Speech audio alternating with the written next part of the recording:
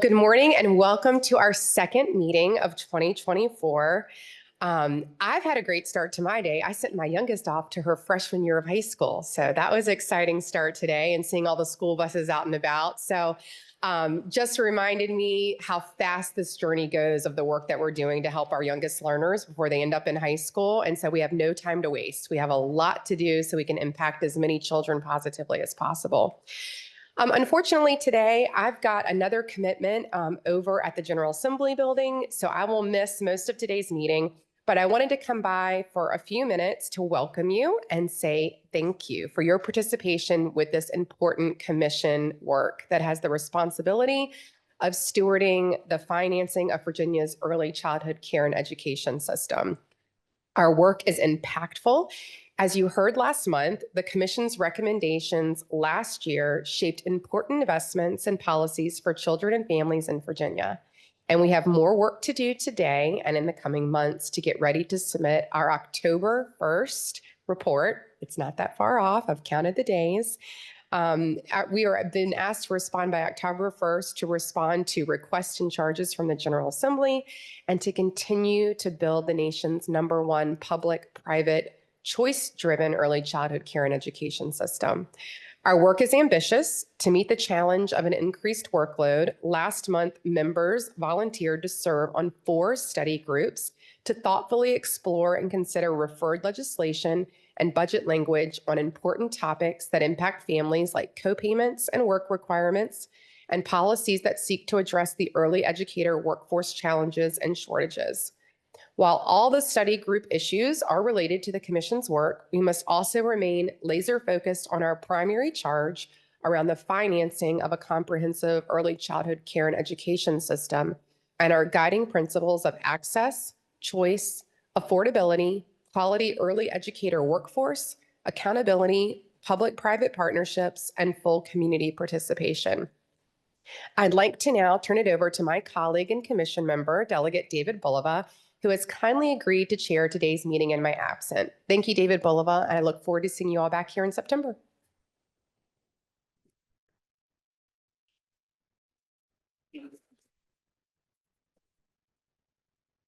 All right, good morning, everybody. And thank you, Delegate Coiner, and I really appreciate your leadership on the commission. And we're going to miss your presence today, but I know that you and Kathy Glazer and their team have put together just a fantastic agenda to make this a productive day. I just want to reiterate really a little bit about what Carrie just went ahead and said. And so we are doing some very impactful work here on the commission. And I think there's no better example of that than this last session where we just moved the ball forward in a really meaningful way with respect to the budget.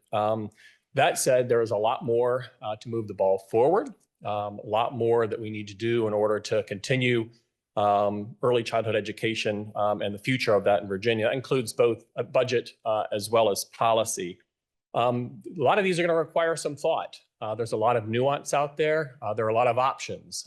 People have decided that this is an area that we need to focus on, and so they're throwing ideas into the mix that we need to be able to give some credence to. But I do want to say that I feel really good about that mission, thanks to the people in this room. I think we have both the brain power and the momentum moving forward, and so I'm really optimistic about the next steps. Probably my most important and official role today is by taking the role. And so if you are attending by Zoom when I call your name, in addition to saying hello, please indicate the location from which you are joining. All right, and if I butcher any names, that is Delegate Coiner's fault. All right, Secretary Amy Gadara or Delegate Emily Ann Gullickson? All right, Secretary Brian Slater or Delegate Billy Reed? Dr. Lisa Coons? Senator Eben? Senator Locke? Senator Stanley? Senator Suderline? Yes. I am here. Delegate Cherry? Delegate Hayes? Delegate Campbell? Delegate Coiner? Ashley Allen? Belinda Astrop? Ellie Bracey? Jason L. Kuby? Simon Fiscus? Shakiva Frazier? Kathy Glazer, Edmund Hughes, Sonia Jones, Kristen Kane, Todd Norris, Nicholas Palacio, Stacy Parham, Benita Petrella, John Saleh, Travis Staten, Gary Thomason, Stacy Vance, Kevin Waddles, Commissioner James Williams or delegate, Rachel Williams, and Here. Elizabeth Winkle. Very good. I think we only got one person. If that was online, was that Rachel? Yes. Okay, if you could just say where you're calling in from. Virginia Beach. Virginia, thank you. And is there anybody else online that we missed? Yes, Edmund Hughes in Newport News. Great, thank you and welcome. Any others? All right, thank you. All right, I am now pleased. Oh, perfect. Thank you very much for being here. All right, so I am now pleased to welcome to the podium Deputy Secretary Emily Ann Gullickson. So come on up. She is going to provide us a quick reminder of the commission's charge. And then I'm excited that she is going to turn things over to Elliot Regenstein, who's going to provide an overview of the agenda today. And he is also going to make my life extraordinarily easy by facilitating most of the rest of our meeting. So Deputy Secretary, welcome and thank you.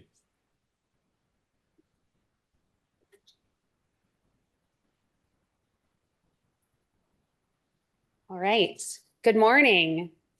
Now, we all know that Virginia's economy to keep moving forward and for Virginians to keep seeking those in-demand careers that put us #1 in the nation, we've got to have flexible and innovative childcare options as part of our workforce solution. So that is why this commission is so critical. And as Delegate Bulova and Delegate Coiner mentioned, it's important to make sure we're grounded in and reminded of the responsibility and charge of the commission.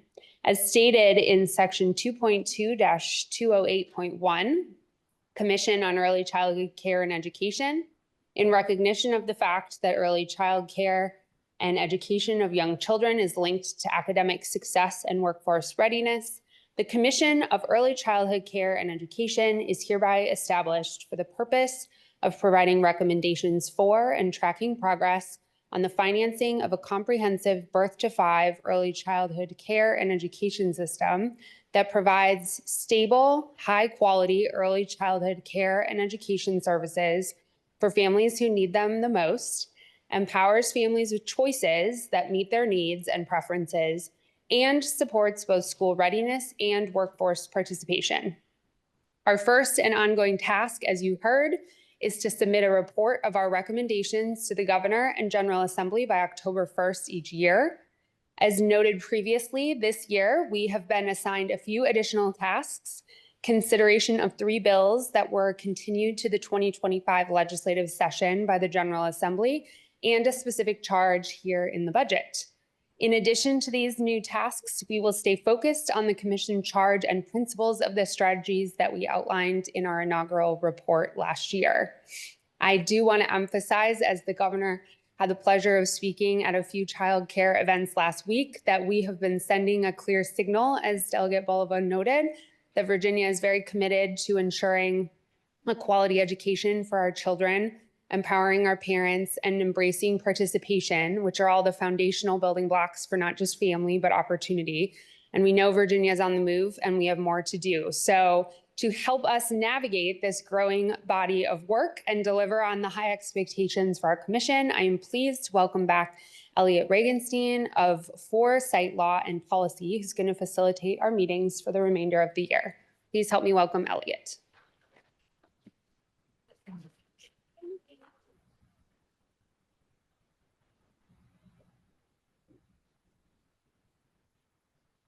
Well, thank you for that incredibly gracious welcome. And I was very sorry not to be here in July, but I was following my son and 28 other musicians around California. It was insane. And I'm not fully recovered, but I'm going to do my best to make it through the day nonetheless. So again, It is really exciting to be back in Virginia, particularly because of the level of work that you're doing. And as someone who is fortunate to have a bit of a national perspective, before I came, I was reflecting on a presentation I did at UVA before the pandemic, where I had a couple of slides that were along the lines of like, hey, Virginia, like you think you're doing good stuff in early childhood, but other states are really kind of ahead of you. And that now it's other states who are putting Virginia on their slides and saying, wait a minute, like that's who we've got to keep up with, right? Both from a funding and a policy perspective. And that's really exciting and a credit to a lot of people, both in and outside this room. But a fantastic moment for the state. And I know that there's a lot of work to be done. That's part of why we're here, but that the progress you've made from an outsider's perspective is incredibly impressive, and just want to make sure that all of you appreciate how much other people are looking at the exciting developments that you have going on here. So in that spirit, but in the spirit of there's still more to do, we have a lot to cover today. And first, or next on the agenda, we're going to be hearing from Simon Workman, who was also at last year's August meeting. He's a national expert on childcare finance and has conducted studies for cities and states around the country. And he's going to continue the conversation about cost modeling, decision-making, and cost implications as the commission thinks about its priorities, values, and recommendations. As you've also heard, the commission has 4 study groups that are looking at bills, that are potentially moving forward in the General Assembly, and that we have had 2 of those work groups have already met and are going to bring forward the reflections on their conversations today. You will all have a chance to have some small group discussion about that. And then there will be 2 more at the next meeting in September. So before we get started, a few practical tips. First of all, it's a packed agenda. We're going to try to stay on timeline as tightly as possible. So if you need to get up, get water and coffee, which is all over there. I know many of you found it because I was blocking it for a moment and was quickly moved out of the way. And also if you need to use the restroom, please, they're in this hallway. So please don't hesitate. And obviously for the folks who are joining online, if you need a break, by all means, take one. We will take a quick break around 11:45 to get lunch and then jump back in. And we are promising to wrap up at 1.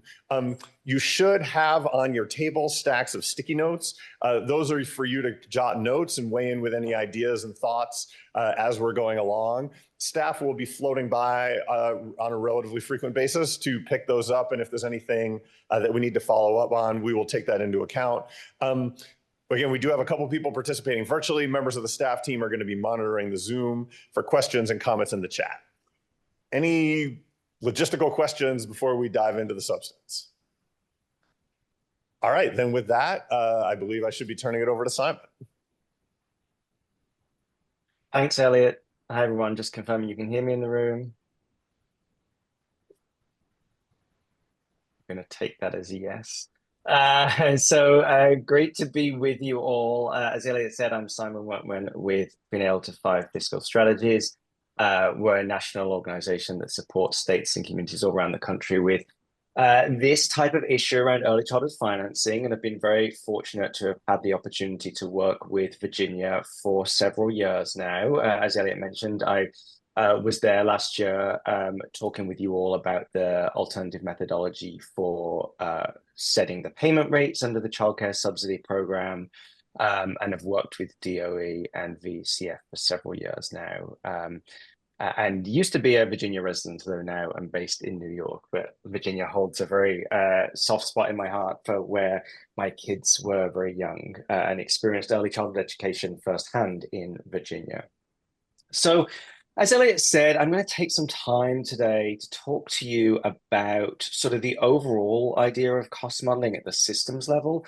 So when I was with you last year, we talked really about the cost modeling around the cost of direct service and actually the cost in a childcare program of delivering high quality early childhood education, how much it actually costs when you are aligned with your goals around paying educators, etc. But what we're going to do today is talk about what that looks like across the whole of the Commonwealth, what it looks like at a system-wide level.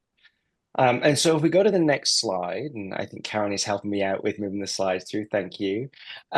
So when you think about what it costs across the whole system, when we're talking about publicly funded ECE, you really have to sort of look at what are your assumptions around the number of children served, how the age distribution of those children is, whether you're looking at the full birth through 5, whether you're looking through to school age, whether you're focused on particular years within any of that.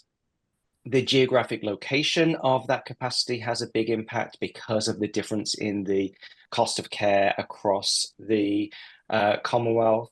And then also the care setting of whether how much of that care is provided in a childcare centre, in a family day home, in school-based setting. All of those will have an impact on the overall cost. And what we can do with cost modeling is give you some better understanding of how the interplay of all of those different assumptions and decisions will impact the overall cost. And so, you know, as Delegate Coyner began by reminding us about the priorities of the Commission and the goals of the Commission, when I hear words like access and choice and affordability, you know, those are all things that are going to be important when we talk about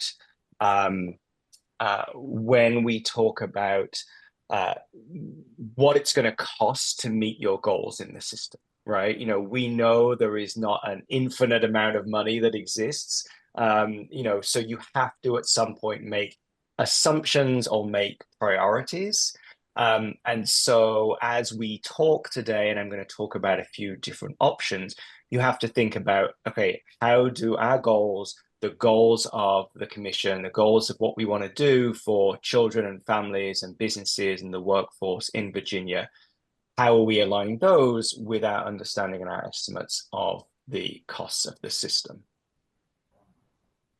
And so to the next slide, I want to start by just giving a bit of a brief overview of the current situation, right? The current access. So let's focus on that first idea around access.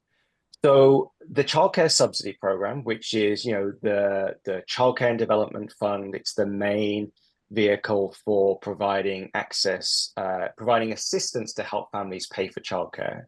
Currently, you serve about 30,000 children under 6 in that childcare subsidy program. There are children served who are school age, but for the purposes of today, we're really focusing our discussion on children before they enter kindergarten, right? So children under 6. So you currently serve, like I say, about 30,000 children under 6, which is about 18% of those defined as estimated to need care. And just to take a moment to explain what I mean by that, our definition of needing care is children with all available parents in the workforce. So if you're in a 2-parent household, that's both parents. If you're in a single-parent household, that's that one parent. So all available parents in the workforce, and in families who are at or below 85% of the state median income. So 85% of the state median income, as I'm sure you know, is the income threshold for the childcare subsidy program. And that equates to about $103,000 for a family of 4. So an annual income of about $103,000 for a family of 4.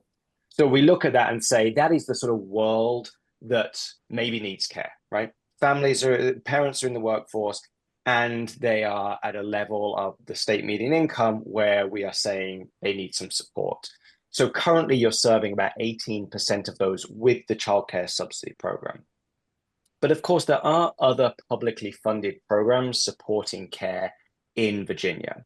And you see that on the table there. There is the childcare subsidy program, of course, but also the Virginia Preschool Initiative, VPI, mixed delivery, and then the federal Head Start, Early Head Start program. If you look at all of those programs combined, you are serving around about 74,000 children under 6, which is about 45% of the need, right? So one of the key things when we talk about need, when we talk about access, is you're not really looking to achieve 100%, right? What for one, not every single family is going to choose to access early childhood services. In the same way, not every family chooses to go to kindergarten, right? There is always going to be some families that opt out. So immediately you sort of say 100% isn't your goal necessarily.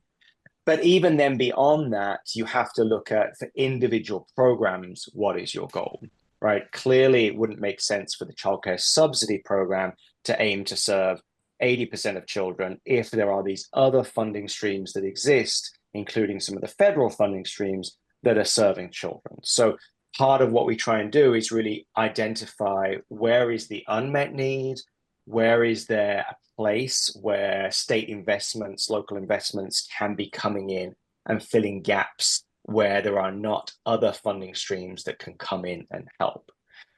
And as Elliot pointed out at the beginning, these numbers are looking pretty good for Virginia compared to where you were and where other states have been, right? Clearly, the investments you have all made in recent years have really helped and have really helped increase those numbers and especially maintain some of the numbers with the end of some of the federal COVID relief dollars.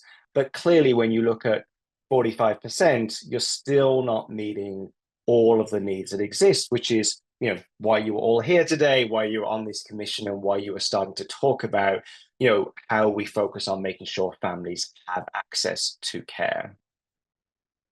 So one of the things I did was sort of put together a scenario to sort of see what would it cost, what would it look like if you tried to increase that 45% number, right? If you tried to get a little bit higher. So if we go to the next slide, you'll see that I was able to use the cost modeling that we've developed to estimate what it would cost to increase access to meeting 60% of that estimated need, right? And so that would mean you'd need about another 25,400 publicly funded slots if you were going to get to 60% of the need being supported by public funding. And that, under our estimates, would be an increase of about 80% of the direct service costs. So that's not including any of the sort of infrastructure or actually building new programs, but the annual direct service operating would increase from current by about 80%, which is about $472 million on an annual basis is what you'd be looking at there. Now, that's not to say that $472 million needs to be found, immediately in the childcare subsidy program. As stated before, there are several different funding sources out there. There's obviously the federal state childcare subsidy program. It's funded by a mix of federal and state dollars. There's VPI, there's mixed delivery, there's Head Start. Lots of places have local government funding helping to fill some of the gaps. And then, of course, and something we'll talk about in a little bit more, what is the right amount for family co-payments? How much should families be contributing to the cost? What is the role for philanthropy? What is the role for businesses in this? And so, when you see that 472 million, one of the things we'll talk about is how can you sort of cover something like that dollar amount? And obviously it becomes you need multiple funding streams in most likelihood in order to cover that. But wanted to give you a sense of what it looks like to be increasing to something that you'd be saying is we're getting to a higher level of access.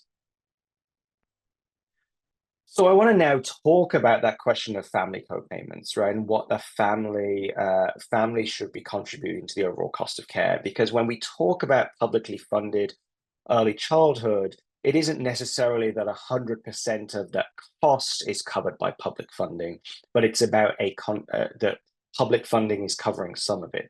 Clearly, there are funding streams that do cover 100% of the cost for families, so there's no cost. But for instance, in the childcare subsidy program, families at a certain income level are required to make a contribution, right, towards that cost of care.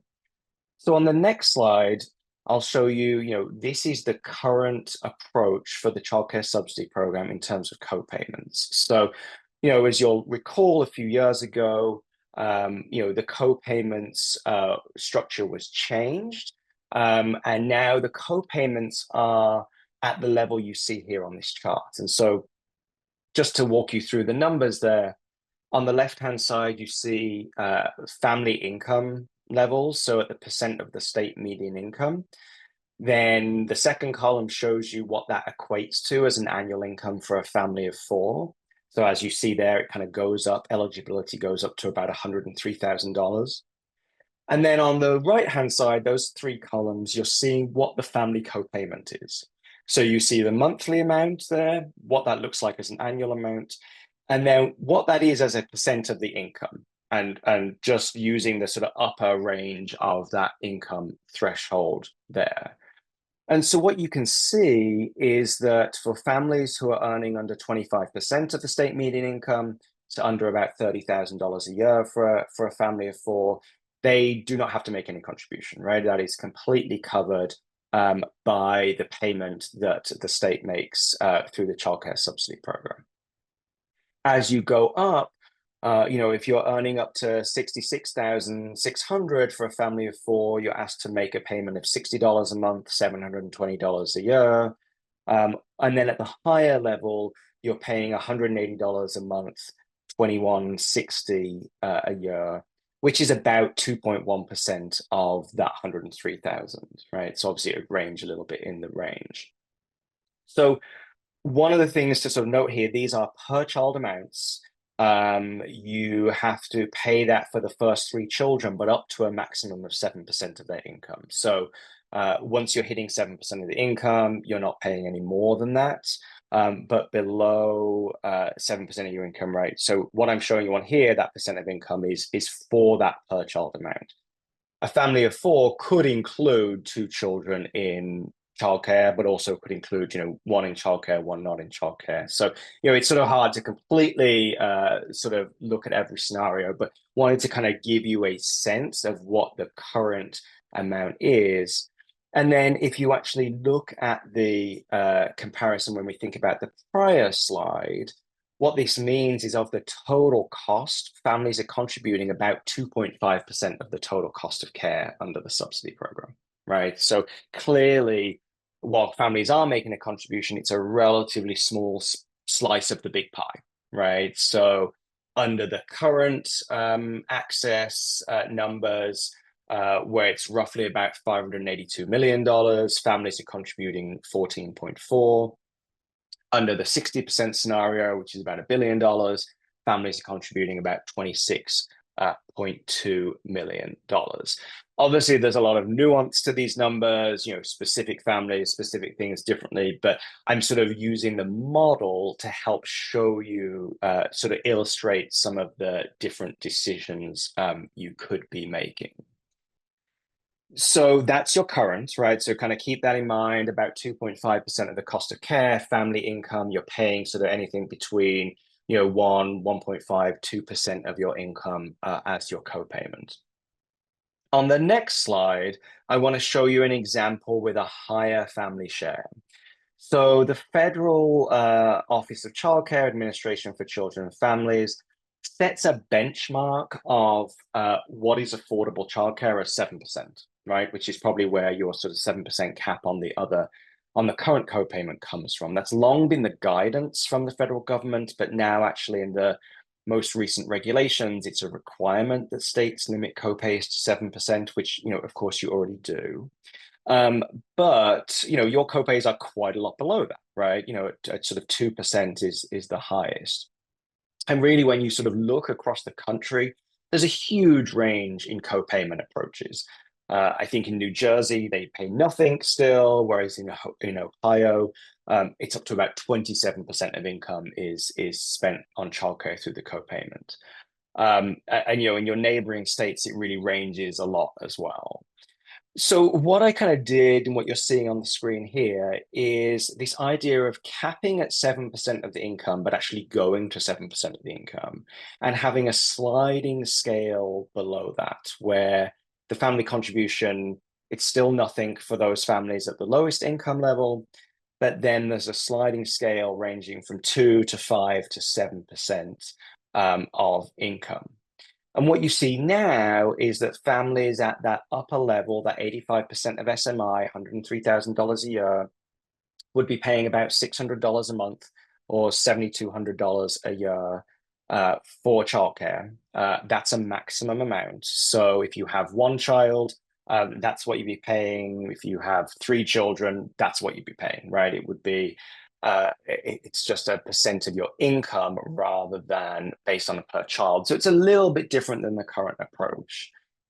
And what I did at the bottom here is if you run this again system-wide with those same scenarios, the 45% and the 60%, you're now seeing families contributing 7.1% of the total cost of care. So up from the 2.5% in the current scenario. And now they're contributing $41 million in that first scenario, $75 million in the next scenario. So, you know, obviously it's still not a huge amount, just 7% of the total pie. But it is, you know, a somewhat larger number than in the prior scenario, you know, and potentially not asking too much more from families when you start to look at the actual monthly amount, right? And this is where we start to think about, you know, yes, you want to keep contributions for families low to assure that affordability piece. But when you start thinking about, you know, access and increasing access and the additional cost of that, that question of how do you look at who should be contributing to the cost of that and how much that contribution should be, the modeling can help you sort of give some insight into that. And so, you know, this slide on the board right now is that what's it do for families? On the next slide, I kind of translated that into, you know, what does this do for the system and for public funding, right? So by moving that little bit of an extra burden onto families at the higher income levels, you could now use that public funding that was sort of saved, right, to increase access. So the 2 scenarios are on the screen here. Under that first one, the family contribution has increased by nearly $27 million. In the second one, it's increased by $49 million.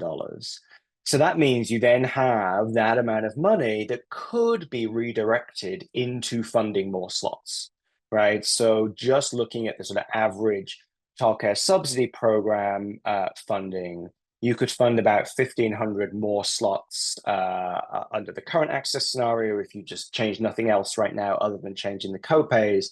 If you increased access and change the copays at that 60% scenario, that $50 million, $49 million could fund just over 2,700, nearly 2,800 new slots. So that starts to give you, you know, everything's a trade-off, right? But that little bit of more of ask from families could be, you know, used to then fund additional access for more families. So all this is sort of, I know there's a lot of numbers and it's a sort of little theoretical. I did on the next slide kind of create 3 sort of family sort of options, sort of hypothetical families, that's the word I was looking for, at these different income levels. So again, based on a family of 4, and not to get too in the weeds here, you know, there's obviously depends on exactly the number of, the age of those children they have, where they exactly fall on the income level. But just to kind of give you this sort of broad overview, family A, 55% of state median income, about $67,000 a year. Under the current copayment, they'd be paying $60 per month per child. Under the copayment at 7% income, they'd be paying $111 per child. So obviously, if they only had 1 child in childcare, right, they're going from paying $60 a month to $111. But if they had 2 children in childcare, nothing would change because their current copayment sort of would be $120, but if you recall, it's capped at 7%, so they'd be at 111, so it would sort of stay the same, right? For family B, 70% of state median income, right, they're currently paying $120 per month per child. At 7% of their income, that would increase to $353 as a total. Again, if they had 2 children in childcare, it'd be increasing from 240 to 353, right? And then finally, that family C at the very upper level of the income threshold at $103,000 a year, their current copayment would be $180 per child. That would see the biggest increase, now going up to $601 per child. So you can see there's quite a difference in sort of like the impact it would have on families at different parts of the income level. But it's at the highest income level where it has the biggest impact, because obviously 7% of income at that higher level is a larger amount. So by having that sliding fee scale, so it's not 7% for everybody, but there's actually a sort of different percentage as you go down the fee scale, you are still maintaining that idea that you're asking families who are making more money to pay a larger share than families at the sort of lowest incomes, which sort of, again, is a decision around your priorities and your values and your assumptions of, how you sort of make those determinations. So I just have a couple of slides left, and then I know, happy to sort of take questions on any of this. I want to talk a moment about how you fill the gap, right? So we just talked about how families could pay a little bit more. Let's talk about other ways to generate revenue. So on this next slide, I just have a few examples from some states and communities around the country about ways they have used to generate additional revenue beyond the sort of usual sources or mechanisms of funding. Obviously, there's always general funding, right? So that's why I'm talking about beyond sort of the usual sources. Full disclosure, I'm not a sort of deep expert in all of these examples. We can certainly find more information about any of them if you're interested, and bring that to a future meeting or share around reports. But I did think it'd be helpful to show the variety of options that are out there that could be worth exploring. So the first one you see up there is called the tri-share model. This is sort of a version of a public-private partnership. It's really used very strongly as an employee retention tool and a way to increase workforce participation. And it's often used to support those who are just missing out on the cutoff for public assistance, right? They maybe don't qualify for enough public assistance or any public assistance, but they still struggle to afford the cost of childcare. The most sort of established example is in Michigan, but there are pilots in North Carolina, New York, Kentucky, and Indiana. And the idea here is that the cost of care is shared equally among the employer, the employee, and public funding, right, and the state. So for a family, you're only paying a third of the cost of childcare, right? So you're getting a 66% discount. The state is putting in a third, right? So they are putting in something, but not covering the whole cost of care, not covering the sort of 80, 90% of cost of care. They might be under the subsidy.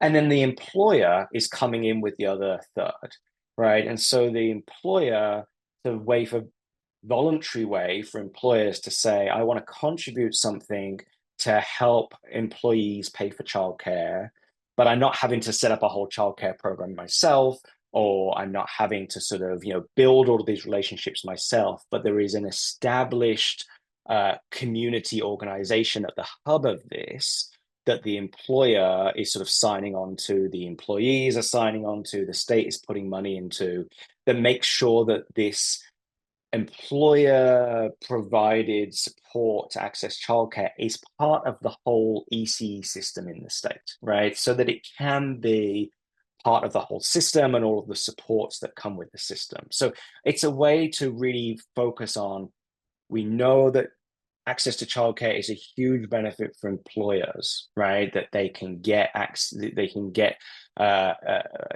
a good workforce benefit, but they often don't know where to start. So a tri-share model can really provide a way to say, you're putting some skin in the game, families are putting skin in the game, the state's putting skin in the game, we're all doing this together because we know there's a benefit to it.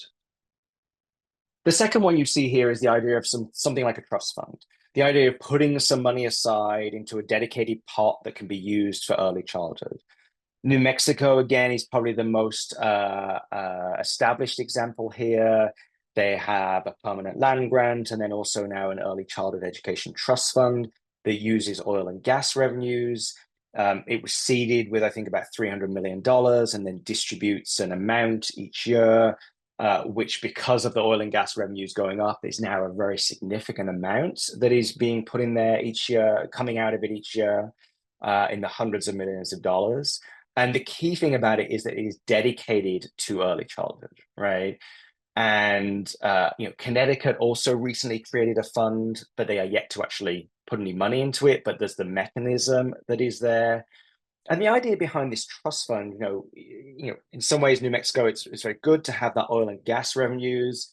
But even if you don't have that, the idea of putting some money when you have it, right, in those good times, being able to put some money into a fund that then can be distributing funds over a long period of time that's dedicated to early childhood is a way to have a sustainable and predictable funding stream, right? It's one of the big things that is needed in this system is to have that predictability, because then you can actually be building a system based on it.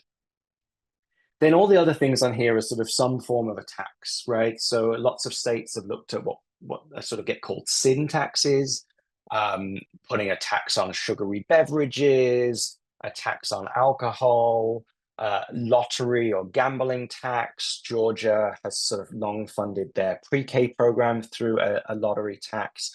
There are states looking at sports betting as a way to raise additional revenue.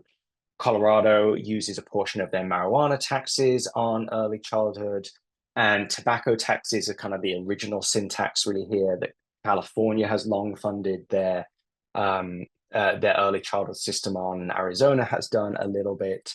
The key again here is about dedicating the funding for early childhood, right? And sort of lots of places beyond these examples on the screen have taxes in this area, but they're not necessarily dedicated to early childhood. Obviously, talk a lot more about those. There's pros and cons to sort of each of them, including, ultimately, if part of their goal is also to disincentivize certain behavior, such as smoking, then when that behavior is disincentivized, the revenues can go down, which is something that sort of California has faced. Maybe not such a big issue on some of the others that are on here. Then, in Dayton, Ohio, they have a dedicated income tax that they use for their pre-K program. Cincinnati, Ohio, King County, Washington have a dedicated local property tax that's dedicated to early childhood. And then a few places have a sales tax, a portion of a sales tax that goes to early childhood. South Carolina, San Antonio, Texas, Denver, Colorado, etc. So, there's lots of different ways, and you see a lot of these are localized, and that's partly about, political will at a local level to be able to pass some of these things. Partly about some of the sort of administration of the taxes that work more or allowed more at a local level. But, part of the key thing around all of these, the ones that have been successful, is about having money that is sustainable, right? So like having a dedicated funding stream that isn't subject to appropriation every year, that has some level of stability and sufficiency that is aligned with the goals that you have for what you want to use that money for, right? There's no point saying we need $500 million and we're going to have a sugary beverage tax that's going to raise $50 million, right? That can be part of the picture. But if you sell that to the voters as this is the thing that's going to solve all the problems, it's not going to, right? So aligning your goals, your needs, your gap with what sort of funding you can find becomes important. And that sort of takes me to my last slide and what I'll sort of leave you with today is sort of thinking about how all this comes together, right? So there's a lot of research out there that suggests a robust early childhood system costs around 0.8% of GDP, right? That is the OECD average is around that. It's a goal that was held up by the National Academies of Sciences study on early childhood financing that was released a few years ago that sort of looked at what would it take to do robust early childhood in the US. So you're looking at about 0.8% of GDP. And, the reason that is worth putting in, right, as you all know, is it's an investment that really has very tangible benefits in lots of ways, right? For the economy, for businesses, for the workforce, for families, and for children. As you know, I believe the Prenatal 3 Policy Impact Center at Vanderbilt University spoke with you last year about a study they had done on the return on investment of early childhood in Virginia that found that the investments more than paid for themselves within 1 year, right? A $309 million investment they found generated $364 million of investment, of revenue, with at least $30 million of that going back to the state in the form of tax revenue, right? It helps mothers return to work, it lifts children out of poverty, and it generates those long-term positive educational outcomes for children. So that 0.8% of GDP is really a goal that you should be aiming to, because it really does have, is worth it, right? Does return back to the state. But when you're looking at, how do you do this, it is important to really use the data to understand the specific needs, right? To project where your needs are, to understand, yes, we're reaching 45% of the estimated need right now. Where is the need being missed? Is it across the board? Is it across the whole state? Is it across all age groups? Or is it targeted for certain populations, certain parts of the state, certain types of care, overnight, weekend care that are sort of needed for certain businesses? Then you need to use the data to maximize all the available funding. Are you using all the federal funding you can be using? Are you accessing the private money that exists? Are you accessing the money that businesses are willing to put into this because of the returns, but they just need a mechanism for how they can do this, right? And then as you're doing all of that, making sure it's reflecting your values and your priorities. So when you look at, okay, how are we filling this overall cost? How are we doing this in phases? Because you're not going to do all this overnight, right? Where are you prioritizing? Really aligning that with those values that you've all been working through. And then ultimately, as I've sort of said a few times now, it's an all of the above approach, right? This is not going to be solved only by putting more general funding in, right? It's not going to be solved only by businesses, only by private funders. It's an all of the above approach, right?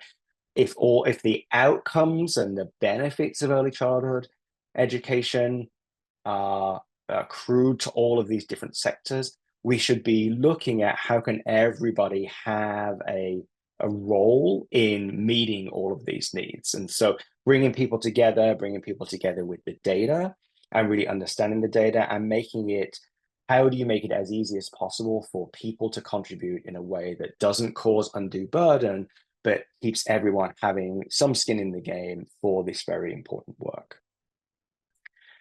So with that, happy to take any questions or turn it back over to Elliot for the facilitation.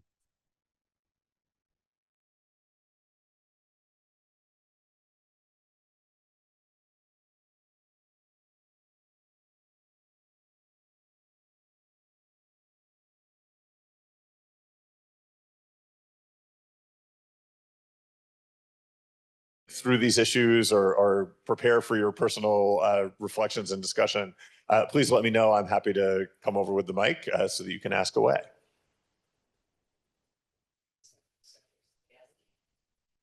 All right. Thank you, Simon. That was really helpful. Couple of questions for you just to understand the model and understand the data. What is the estimate for population growth in under 6 in the next 5 to 10 years?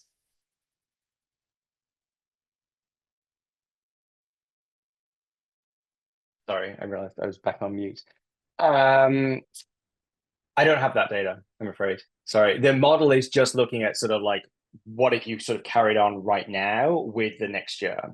So it's on a 1 year thing rather than on a multi-year basis. Okay. All right. And then looking at your, and I appreciate that this is what we're doing today, and the model suggests maybe a shift in terms of the co-payment.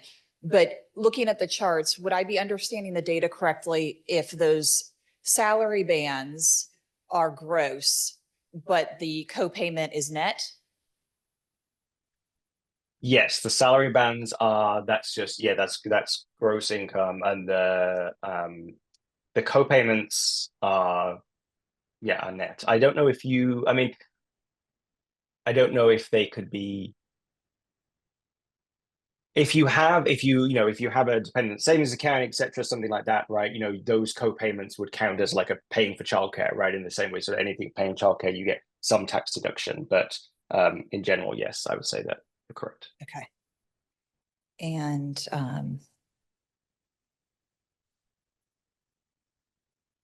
then the last is, do you happen to know, and maybe you don't, in the current system, why the copayment percentage goes down in the 48 to 66 bracket?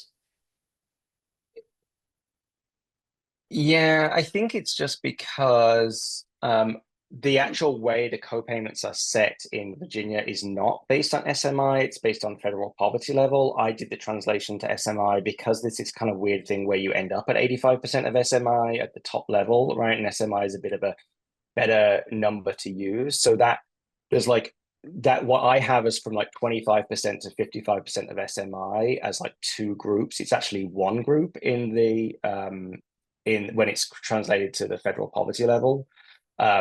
So it's sort of, I think it's sort of smoothed out when you put it on the federal poverty, right? There'd be about 1.3, 1.4%, right? As opposed to when I did the split, it kind of looks a bit different. But that was so that when I did the sort of higher split, right, you could kind of put them both in at 2%. So I wouldn't read too much into that, I guess is Okay. what I would say. All right, perfect. Thank you so much. It's helpful. Yeah. And just to follow up, I have to imagine that, Simon, that even if you don't have population projections, that someone is doing that, and that we can try to get that and share that. Yeah, and it's something that sort of, as you look sort of, this is a sort of like beginning model, right, to sort of start thinking about things. But like one of the things we'd always sort of recommend is doing that sort of long-term fiscal planning, right? Of like, what does this look like 5 years out, right? And if you do this, and then yes, that point of what's 60% now is going to look different in 5 years' time, right? And what is the growth that's happening? A place like New Mexico, one of the cases they used to make with their trust fund was to show like population growth was actually going down, and if you wanted to sort of and they had a theory of change, right? If you made childcare more affordable, that would be one thing that would contribute to population could increase, right? So then you've got to look at what is your population estimates, and do you think anything would change based on something like this, right? But that sort of multi-year modeling you could certainly do. Normally, states do have like a demographic office or something that's got that data. Just two clarifications. In terms of population growth, the Weldon Cooper Center at UVA, I was looking on their website. I can't seem to isolate it, but if we ask them, they will get us that information. And in terms of dedicated revenue streams, we have something in the code for early childhood that doesn't exist yet, but I think it might exist in about 3 years, which is our cannabis. We've legalized cannabis, but we've not yet provided a way for people to sell it with licenses, and 40% of that revenue, according to the code, is supposed to go to early childhood education. There's still some hurdles. It's going to be a few years because the General Assembly has to revisit that, and we have to have a governor who will sign it. So it's not going to happen next year, but maybe in 2 or 3 years it could happen. Any other questions before? All right, great. Yeah, thank you. And thank you, Simon, for that really excellent presentation. I guess two things really quickly. Realizing that, your admonition earlier on that 100% isn't realistic or where you're aiming for, and perhaps I missed it. Can you go back and talk a little bit about where that 60% came from and how much that would likely shift in terms of forecasting for Virginia? Then I have a follow-up question on that. The 60% was really a middle point in my mind. 100%, like I said, is not particularly realistic. Generally, 80% is what's sort of used as the sort of like best idea of universal, right? And that's sort of based on knowing how universal pre-K programs have been, knowing that especially parents of younger children are more likely to, be utilizing paid leave or something, right, to stay home. So, 80% would be that top benchmark, and sort of 60 I picked as a sort of midpoint between, really, just as a sort of illustrative example. Okay. And then I guess the other question that I had, and so I know that both of the measures for families' ability to pay and those income brackets were based on statewide. So whether you're dealing with federal poverty or whether you're dealing with SMI in a diverse state like Virginia, those are going to be very different with respect to the practical impacts depending on what region that you're in. And so are there examples in other states where they don't use a statewide measure but break that down by region? I have not seen them do that on that measure. What I see them do is, right, because I think what you're saying is, $103,000 is very different as an income if you live in one part of the state versus another, right? That feels very different. What we've seen is, and to the other point, right? So yeah, 100,000 in Northern Virginia is different than the part of the state. The cost of living, of course, in Northern Virginia is also much higher, and so you've got kind of both those factors in there. Yeah, what I've seen is, places like Denver, places like Seattle, King County, Washington. What they've done is said the state is still sort of keeping it at the same level, right? So 85% of state median income is the cutoff. But in Seattle, what they said was, we know that families, be at 85% of SMI are really struggling in Seattle because of the cost of living in Seattle. So then they created a local childcare subsidy program, essentially, that then sort of adds on and goes up to, I think it's like 150% of SMI, right? To account that actually 150% of SMI in Seattle is more similar to 85% of SMI in other places. So I've not seen so much states dealing with that, but more localities recognizing that there's a gap there and they should fill that gap that the state is leaving behind. Great, thank you. All right, so we are now going to get into some tabletop discussion. For those who are joining online, you will have your own breakout group, but what we're asking folks at the tables to do is take a couple of minutes and take your own notes on these two prompt questions. What are your biggest takeaways from Simon's presentations, and what activities and cost drivers should the commission prioritize as most critical for the success of Virginia's public-private choice ECCE system and services? So take a couple of minutes to reflect on those on your own, and then we'll have about 10 or 15 minutes of group conversation at the table. You probably would have guessed this, but we are going to ask someone to report out briefly.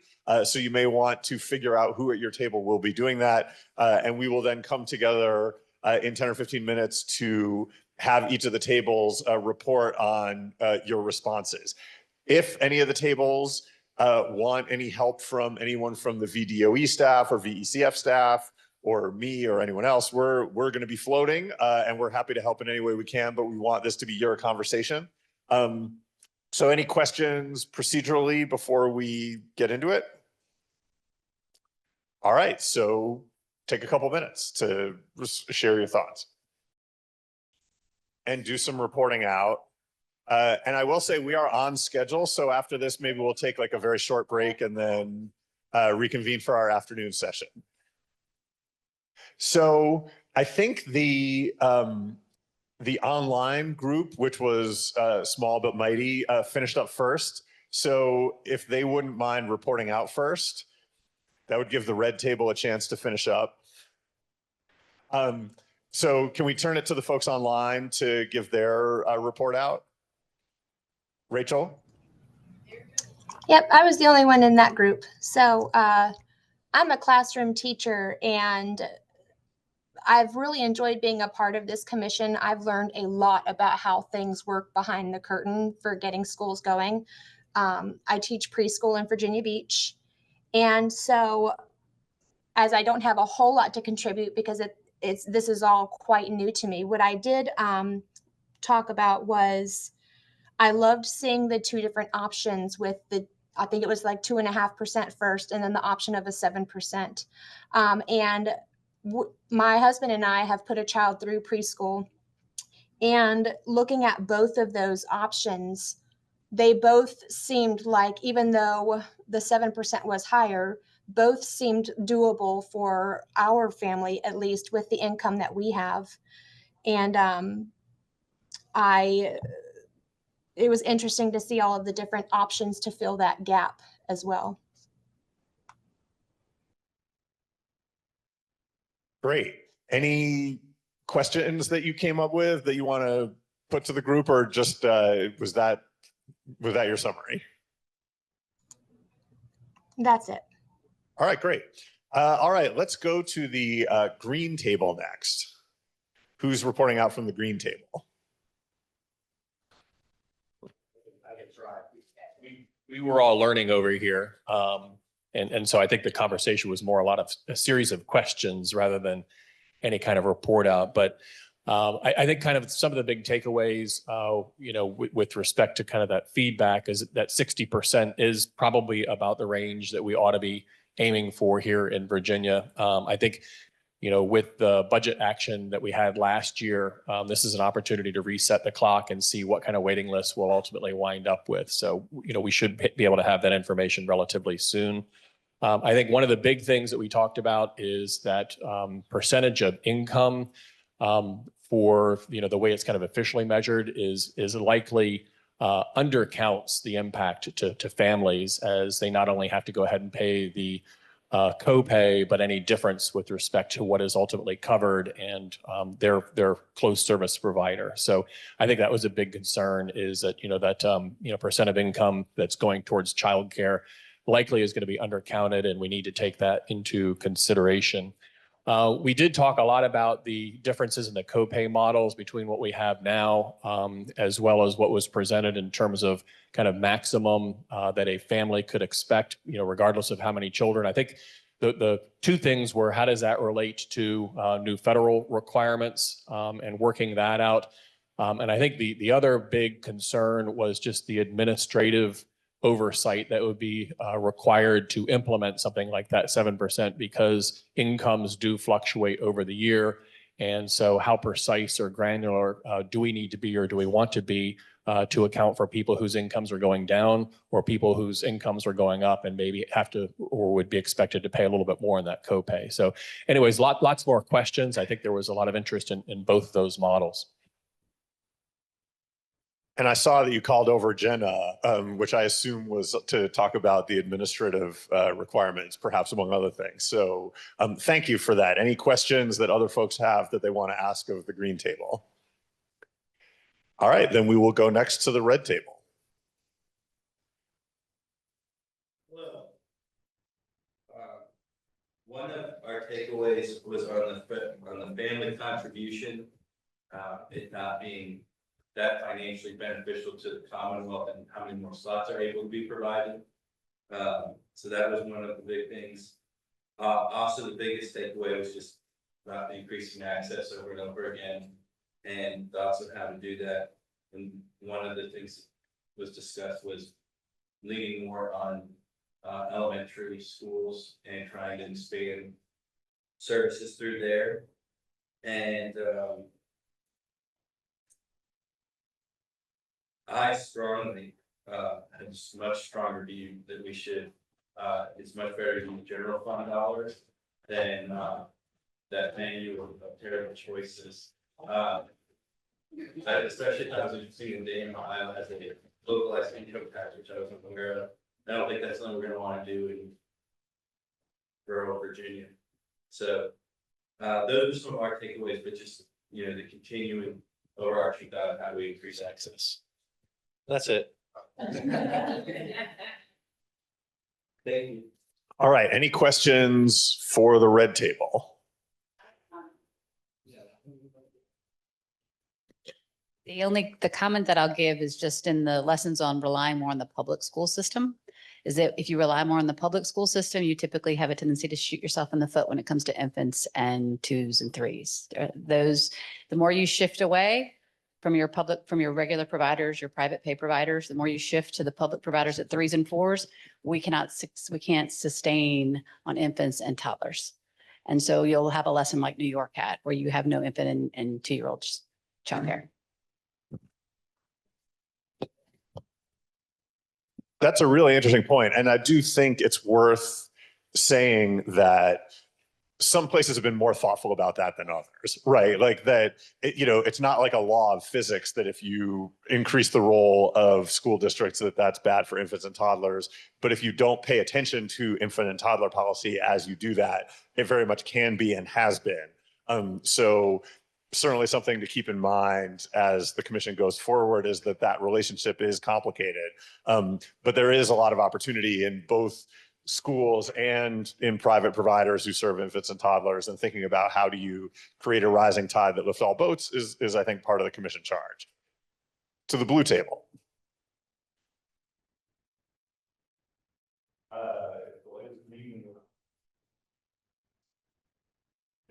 Now I'm on. Okay. So I think like the green table, we probably had more questions than we had answers, but I think we started the conversation agreeing on these three goals. One is, how do we incentivize complete workforce participation? So what is that tipping point between where it's advantageous for me to enter the workforce, re-enter the workforce versus stay home because I don't want our household income to exceed a certain bracket and then no longer be available or no longer have the same copay options or the same access options. Second goal is, how do we raise people out of poverty? And three, educational outcomes. And those are not ranked order. Those are just three goals that we talked about. One of the comments around the public-private partnership is, what are the requirements for companies expanding in the Commonwealth without employees? So we think about this from an employee perspective and jobs creation, but when you look at data centers and other large or companies that take up a large real estate footprint but have a lower employee ratio, what are our thoughts about contributing to the health and welfare and future of our state? Secondarily, what we wanted to see was, we thought the income brackets were very helpful, but how do we map income with usage and access? So being able to just look at the multiple dimensions of those data points. And I know we have access, we can get access through UVA, but the population growth, I think by all accounts, the expectation is that it is declining. And so for the under 6 population going forward. So how do we think about this from a multi-year system, and what does that investment look like now and in the future? We thought the point around indexing to region was really important, and we really need to think about that in terms of major cities versus regional populations, and thinking about some sort of breakdown from a regional perspective. And then didn't discuss this with the table, so you all can veto this. But one of the things that I was thinking about with that chart is, if you think about private insurance offered through your company, there is typically a employee plus dependent option. And then there is a family plan, right? So there's the one, and then there is the sort of all. And I think that we might be well served to say, if you have a single child in childcare, we think about what that copay looks like versus a family plan, and have different caps and different maximums for that. Because you do have families that age out, and so I think there's a way to do that where maybe you could actually push those a little bit more for larger families and reduce it for single child families that are being served. And when I say that, I mean being served from that age bracket, and expand access even more. But that's sort of a hypothesis. I don't know if it's true. Any questions or follow-up comments for the blue table? All right, so this was a great conversation, and I think just one overarching thought before we take a quick break, because we are on schedule, we're going to stay on schedule, but we do have time to take a couple minutes, is that, and I was thinking about this as Simon was putting his slides up, is that when children are in some sort of care, right, someone is paying, right? Like, and we saw a lot of different models of that. A lot of it is parents, right? And that one of the things that clearly came up at multiple tables is that if parents can't afford that, they may drop out of the workforce, and that has impacts on the economy. And the question of striking the right balance among public funding, among the involvement of business, among, what parents are expected to carry, these are complicated questions. And so we aren't resolving all of those today, but that hopefully Simon's presentation and some of the subsequent discussion gives everybody a framework for thinking about these important questions as the commission's work goes forward. So with that, again, on the agenda, it says our next agenda item is supposed to start at 10:40. We will start at 10:40. But I think that gives us a couple minutes of break if people need it to clean out emails or whatever else. So we will reconvene shortly.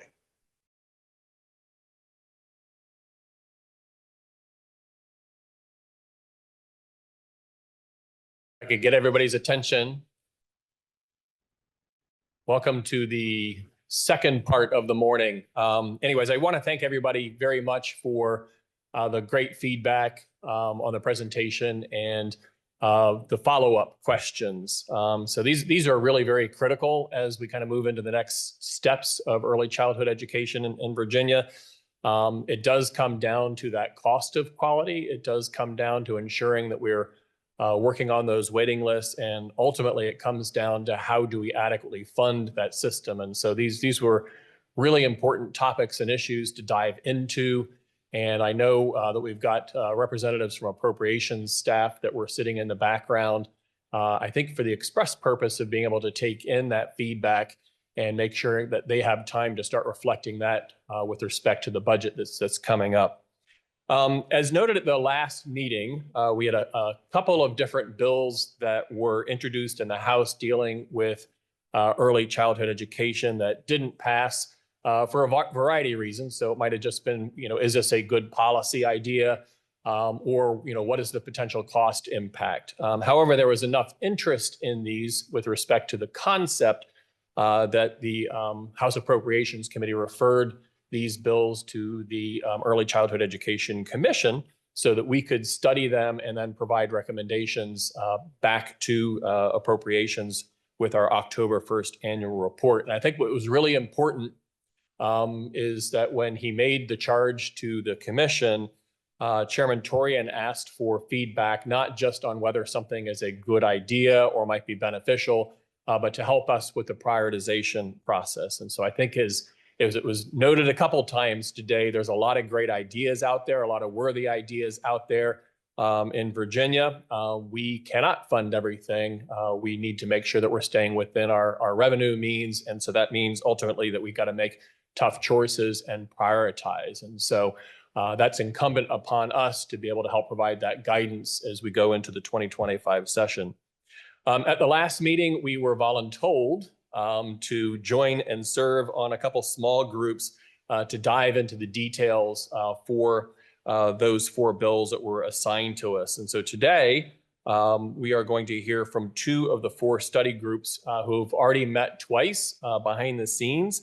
The next 2 groups are still going to meet in the next couple of weeks, and they are going to report out at our September meeting. In addition to the commission members, and so by the way, thank you very much for our commission members who stepped up and volunteered. They were also joined by staff from the Department of Education and also the Virginia Early Childhood Foundation as additional resources. So lots of different opportunities to be able to hear what was going on. And I think also each study group heard some context from the patrons of the legislation who sponsored the bill. So I know that there were some robust discussions behind there. Importantly, we are not looking for a yes or no, or I absolutely support something, or this is absolutely not something that I would support at this point. This is an opportunity to provide some feedback on the pros and cons and to add to that ongoing discussion. And then at some point, we'll need to look at all 4 of these bills in context and provide some guidance or some findings to put into our October 1st. But this is really an opportunity to get your feedback, your reactions to help us formulate what's going to be in that annual report. So today we're going to hear from study groups 2 and 3. Study group 2 focused on House Bill 408 by Delegate Hernandez. Just to remind you, this bill proposes to change the way that child care providers are reimbursed through the child care subsidy program. Specifically, it would require DOE to reimburse subsidy participating child care providers on the basis of child enrollment instead of child attendance, with the aim of providing a more stable and predictable funding source for child care providers. much more in line with payment policies for private pay families. The second group, this is group number 3, focused on House Bill 627 from Delegate Bennett Parker. This would expand eligibility to the child care subsidy program to employees of licensed child care providers with certain requirements. And the underlying purpose of this bill is to provide a recruitment and retention tool for child care providers who struggle to pay for their own child care, especially in high cost of living areas. And so this is kind of the flip side of the conversation we are having today, which is even if we were to fully fund all of our slots, depending on need, are there actually going to be the child care providers out there in the field willing to do the work?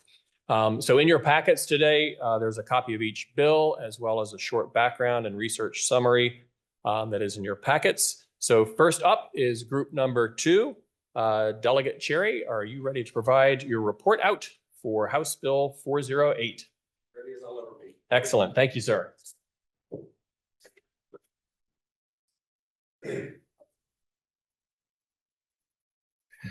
Thank you, Delegate Bolova, for the introduction. And we will be speaking about House Bill 408, which our group undertook the daunting task of trying to figure out, is this a good idea and is it going to work?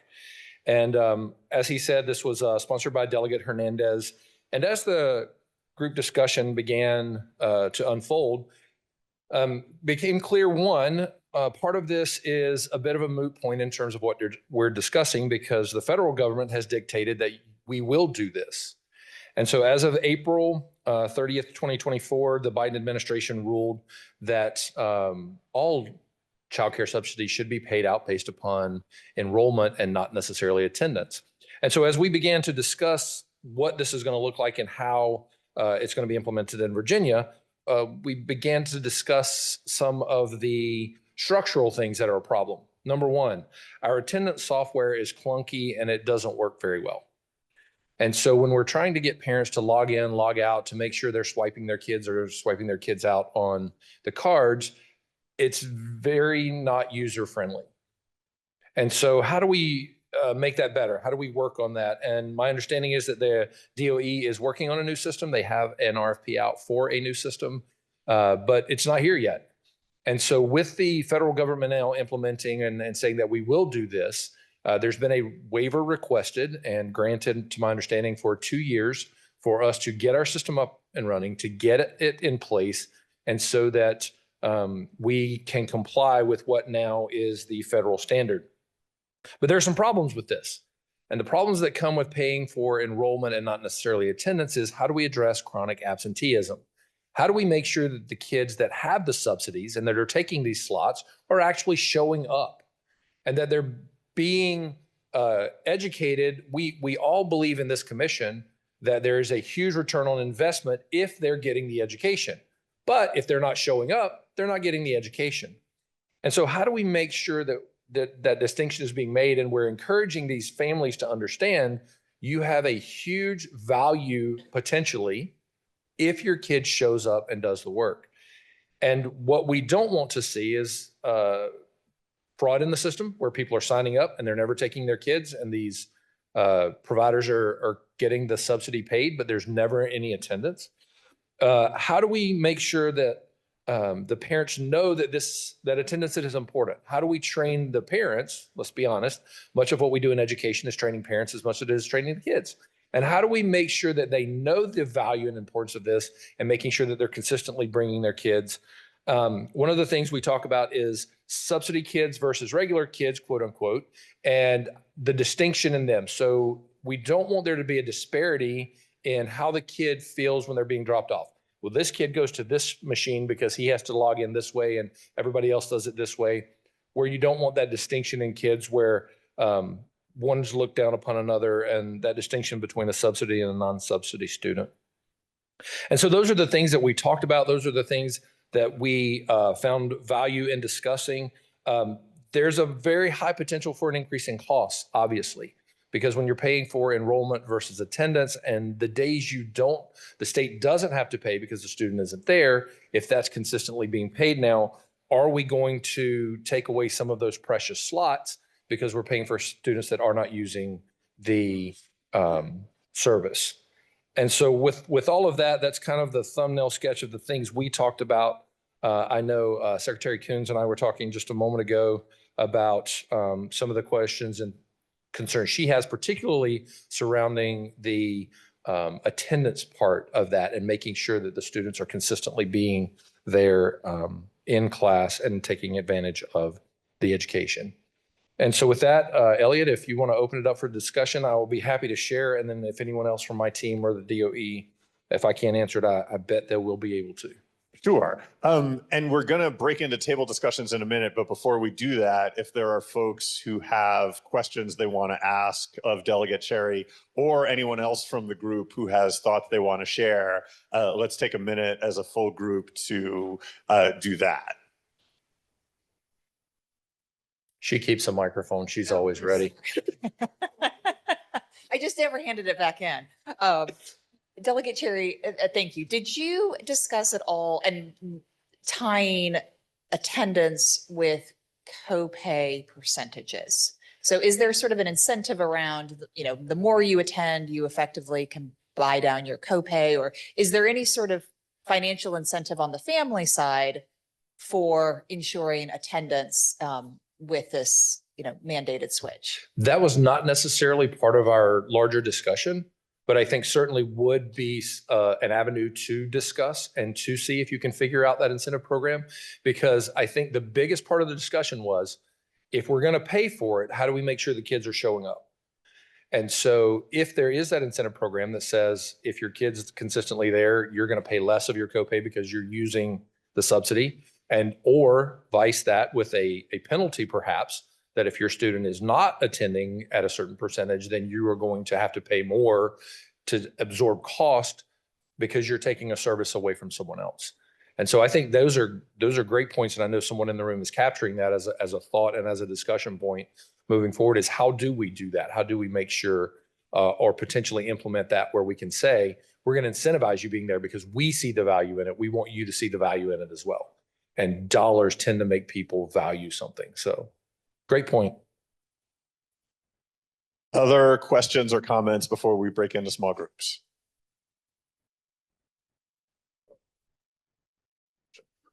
I would just say, be careful by basing it reducing your copay based on attendance, because the entity in that equation that will bear the brunt is your provider, not your family, because we're chasing money all the time, even the copays. Yeah, and thank you. I guess two questions. Number one, with respect to the federal mandate. So what is the flexibility, or is there flexibility if you're in the program and miss more than 50%, more than 75%? Is there a point where you just simply lose the subsidy? Because I'm sensitive to the point that if you're not fully utilizing the resource, that it's not just hurting your child, it also is hurting somebody else's child that might be on a waiting list. So I'm curious what kind of flexibility we have at the state level in terms of implementing that mandate. Does Jenna or Secretary Coons, someone have that answer readily? Jenna does.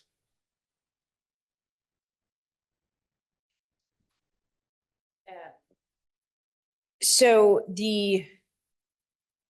it's a great question on the kind of what is the flexibility. This is a new federal rule, so a lot of the details have yet to be determined, which is part of the reason that Virginia sought the waiver, to better understand when the feds say pay by enrollment, but also allows the state to set some conditions around attendance, what that means. And so we sought the maximum time availability to understand what are the appropriate conditions, so for example, last year's proposed law, said that it was pay by enrollment unless somebody missed a certain amount of time. So functionally, you still have to track attendance to be able to understand if the person, missed, so for example, 10 days, then what we do. So this is probably of the different parts of the new federal law, this is the one that can be most broadly interpreted. And so we think the sort of most prudent strategy for Virginia is to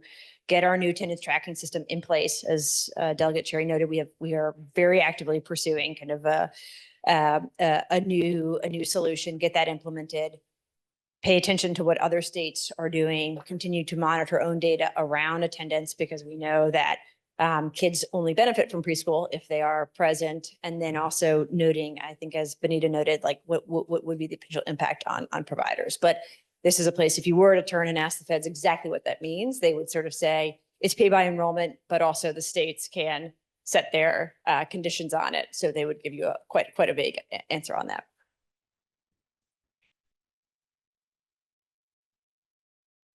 And this is probably for you as well. Just as a follow-up on that, I'm looking at the timeliness or timeline for legislation. So if we've got a 2-year waiver, sounds to me like we got till what, July 1, 2026 timeframe in order to be able to do this.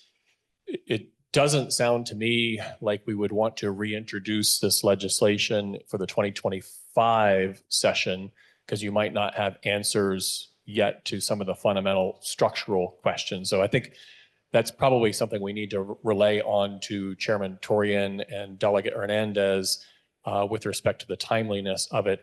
But I guess so if you can kind of confirm that, and then I guess the follow-up question is, are there interim legislative steps that need to be taken for 2025 that we need to get on Chairman Torian's radar or to Delegate Hernandez with respect to being able to carry something? So I would say on the first one, again, it's General Assembly discretion. There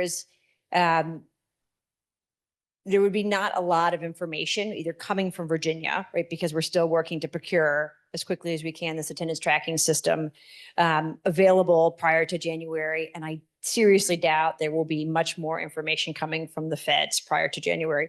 Our team attended the required national conference with the feds early this month to better understand all of the details. And as I sort of politely noted, they've been quite vague up until this point. I think certainly the General Assembly should know that there is active work happening on this, right? This is something that we are exploring. And I would imagine we would be better positioned to support the General Assembly around recommendations on how to think about the right way to implement this in Virginia for the 2026 session.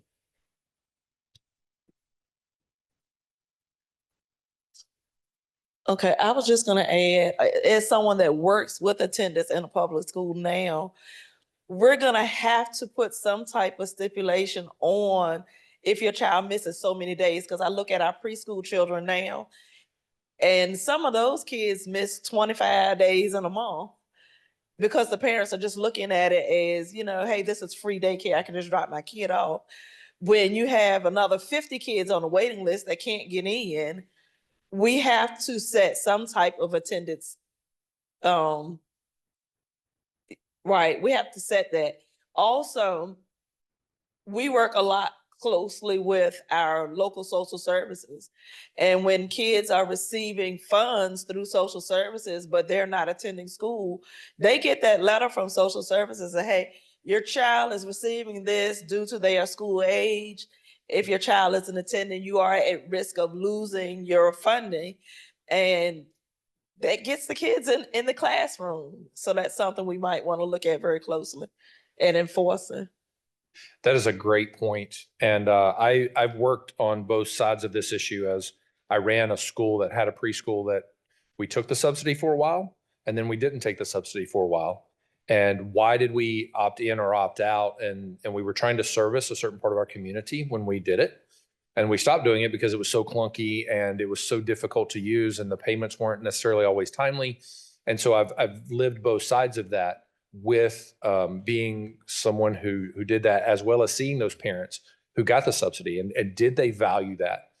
Having to staff for them to be there and then them not showing up. And for us, we were having to, pay for a staff member that wasn't necessarily needed by ratio because the students didn't necessarily show up that day. So I've lived this experience of what all of this does to a vendor, to a parent, that's why I signed up for this group, voluntold with this group, was because I do feel like I brought a lot in terms of understanding of both sides of all of this issue, and how do we make it better. So great point though. Any other questions before we break into small groups? All right, so let's go into small groups. We have a little bit of time blocked off for this. I'll come around and check with people and we'll give you a little bit of a warning before we're going to reconvene. And if anyone has questions, again, the VDOE team, the VECF team are all here and happy to be pulled into the conversation as needed. And we're going to go in reverse order of last time and let the blue group start. And before we get into this, I will say, as the parent of an aspiring rock star, one of the things I've learned is however close you think you're supposed to hold the mic to your mouth, it's apparently much closer. So I'm trying to model that good behavior, but that when folks are doing the report out, make sure you're talking like right into the mic. So with that. So I think we talked about the current state in earlier Simon's presentation with them on wait lists and the number of people who are waiting for slots and the importance of a slot and what a slot means. So if a slot means that's filling up a spot for 10 other children, then attendance is absolutely crucial for that spot and that value and that return on investment. We've been talking in K-12 education about how important attendance is for education purposes, but also routine purposes and those spaces. So we talked a lot about how do we get better at incenting attendance and having a carrot and stick approach. So we talked a lot about, Apparently also. important to turn the mic on. Sorry. So we talked about a lot about the wait list and how many people are waiting for a slot and how important it is, the slot. I actually had a delegate call me over the weekend about the wait list in Southwest Virginia and how many people are waiting for each slot and the value in that slot and the critical nature of that slot.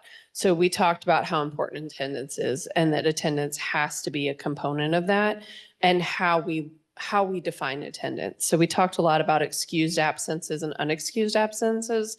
We talked a lot about the RFP for the new attendance system. Is there a way to build in some excusals and unexcused spaces in the same parameters that you use for a K-12 system, because you're building children's routines and expectations up in the same way you would do for a K-12 system, and then allowing the center to have some flexibility in a certain space. Elizabeth talked about how in the UK, if you don't come to K-12 school, you get fines, which was very interesting for someone who is very interested in attendance in K-12. But we also talked about, is there a way for copay to change automatically in an attendance system? So we talked a lot about how important attendance is, how valuable it is, and how critical it is when we are in a space where we have so many people waiting for the value of that slot. Any questions from the other groups or comments on what we just heard from the blue table? All right, next up, we will go in reverse order. So that means red table. Who's reporting out this time?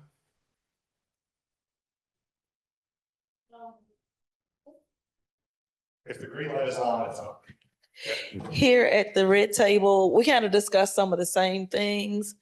And I'm going to say this, and this isn't necessarily something we said at the table, but listening at what the blue table said, it's going to have to be some type of attendance put in place. And when we put those in place for our early learners, it also will help us when we get to our K-12 education. Because right now, even in K-12, when you have your preschool students, that there's no attendance mandate on them, those behaviors tend to roll over into your K-12, because when you're going to start out, and if there's no real mandate for you to come to school in your early childhood years, that same habit rolls over into your older years. So we basically talked about some of the same things that the green table, and the blue table, but we also said with the new mandate coming down federally, there's still so many unanswered questions on what they will implement. Any questions from the other groups for the red table? All right, we'll go to the green table next. Thank you. All right. Well, we also talked a lot about the attendance element and having 10 or more days during 1 month in the legislative proposal. is vastly different than 2 or more days of chronic absenteeism for the K-12 sector. And so how do we norm that while not then putting an undue burden on the early childhood providers to suddenly decide what is excused or not excused, but wanting more simpatico nature between that threshold, especially for 3 and 4-year-olds moving into kindergarten. We want more information. So I have this on Post-its, but I'm going to share it here.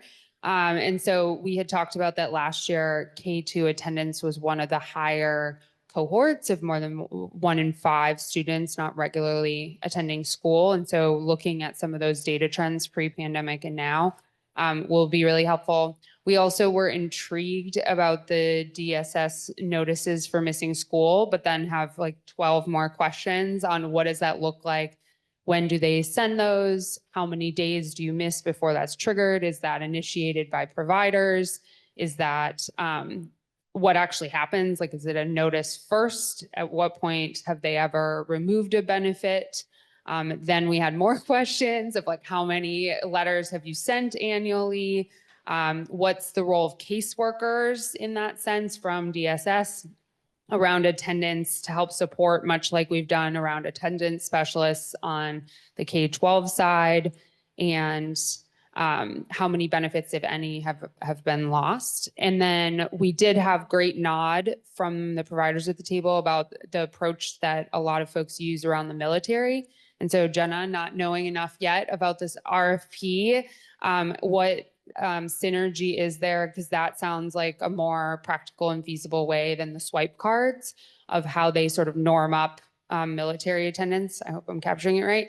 And so where is there lessons learned there that the provider isn't penalized if a parent forgets to swipe? However, you still capture true attendance at the end of the month. And really just cheering on the focus on implementation over the next year. Any questions from the red or blue table for the green table, or any comments on what they had to say? I think it's interesting to listen to all of these comments, which were great, and that there's a couple of different issues that come up. I mean, one is a lot of people clearly talked about the mechanics of a changeover this significant, right? And that this has to be it has to be operated by the human beings at the Virginia Department of Education, by the providers, by families. And so getting those mechanics right is going to be critically important. There were also a couple of comments that sort of acknowledge, like, this is also a pretty major cultural change, right? And not that attendance hasn't been important in early childhood, it has, but it means something different now, or it will mean something different, and that being ready for that cultural change is going to be an important part of implementation in this conversation as well. So it was interesting to hear both of those threads, I think, come out in the comments that all of you were making. So I think we've captured a lot that we can share back. Any other final thoughts on this bill before we move on? There's, oh, I'm sorry, I've totally blanked on the Zoom. Rachel, do you want to jump in?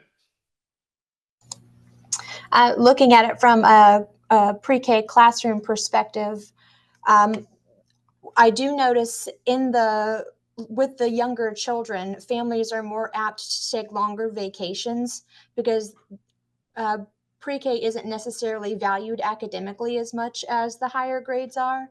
But it's also important to note too that at this younger age, they do have a little bit of a harder time health-wise. They get sick very easily, and we don't necessarily want to encourage them to come to school when they aren't feeling well.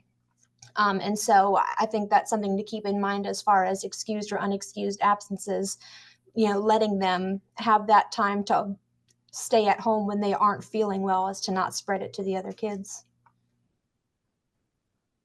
Thank you. Any questions or comments for Rachel? And I do want to underscore the point that the red table made about that early childhood attendance being predictive of later attendance. Like, that is definitely based on the research, and I'm sure based on experience for a lot of folks here too. So that's an important thing to think about as you're working on this. But again, thanks to all for your comments, and we will capture those and report them back on behalf of the commission.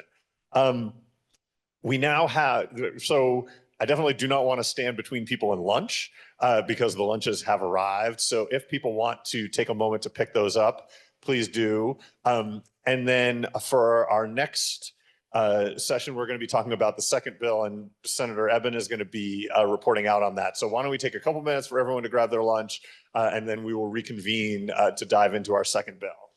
But we are going to keep moving along, and Senator Eben is going to provide a report out from Study Group 3, who considered House Bill 627 from Delegate Bennett Parker, which, as you heard earlier, provides categorical eligibility for child care subsidy to child care employees.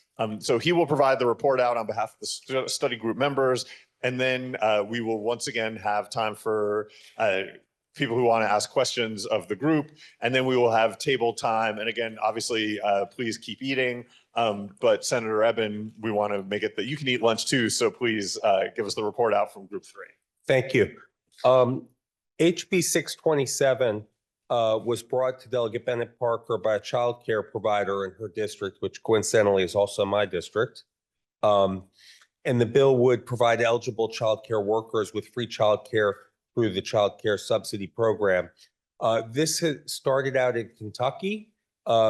They found during the pandemic that they were losing ECCE teachers to retail and hospitality fields because they were paying about $2 more per hour. So the program was adopted in Kentucky and has been replicated in a number of other states, including Arkansas, Oklahoma, Nebraska, Iowa, Maine, and Arizona. A number of the states did it as a pilot program. Nebraska and Maine are doing 2-year pilots. Iowa did a 1-year pilot that it just extended with almost unanimous support. The bill modified the model used in other states for Virginia in that eligibility criteria mirrors that of our B5 program, which requires workers to work 30 hours a week as opposed to only 20 in Kentucky and Nebraska. And then I will say that our group, though, questioned that there was no income cap in the bill, but we thought there could be an income cap as a possibility.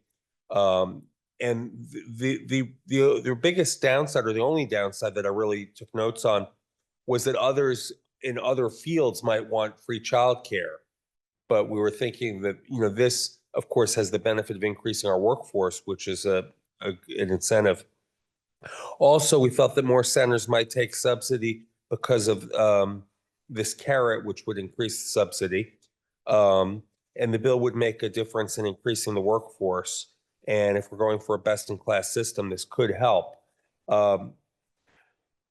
The person who brought the bill to Delegate Bennett Parker's attention highlighted his own employee's experience. He had a wonderful employee who's a refugee from Ukraine. But with her husband, she makes just above the income cutoff for the subsidy program, and he's not sure how much longer he'll be able to retain her. If you have 2 parents and 1 infant earning just over 85% SMI, paying average child care costs, you're spending more than 20% of your income on child care. If you have 2 kids, you're spending more than 30% of your income on child care. And some parents cannot work if they do not have access to child care that they can afford, or all parents. And this is true of child care workers and workers who could be attracted to the field. As we know from our experience and work here, wages for child care workers are low, averaging $15 an hour for lead teachers, and many providers cannot afford to offer benefits. Fewer than half of the workers have health insurance, for example. So as we've seen in other states, this program can be a meaningful way to boost compensation for workers, not only to help with retention, but also recruit workers, in turn helping other families. And the message, though, Delegate Bennett Parker said, free childcare for childcare workers is a strong, simple recruitment tool to bring additional employees to work in childcare, even if they might otherwise qualify under existing CCSP. They likely do not know or understand the application process. additional education or outreach about the subsidy program is not going to be as easy to understand and disseminate as a simple message that child care workers qualify for free child care. And in closing, we also know that the best indicator of a high quality early childhood education is the interaction between the child and the adult in the child care setting. High turnover rates because of current compensation and benefit levels is undermining to all the other investments we're making as a Commonwealth. One thing I thought was interesting, people were talking about, well, maybe they would stop doing it when their kids graduate from the program.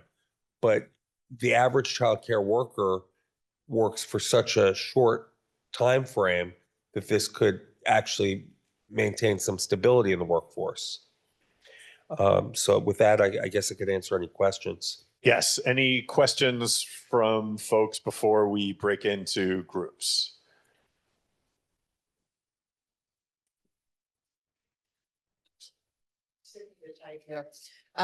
I'd say not a question per se, but just a comment. So I'm a mom of a 6-year-old and a 2.5-year-old. And this is anecdotal. I will share, disclaim that. There are 3 sort of moms groups on Facebook that I'm part of. And the single number one question that people ask on a daily basis is, where can I find a job that I can work from home and keep my child? Because a lot of work from home jobs require that you have separate childcare.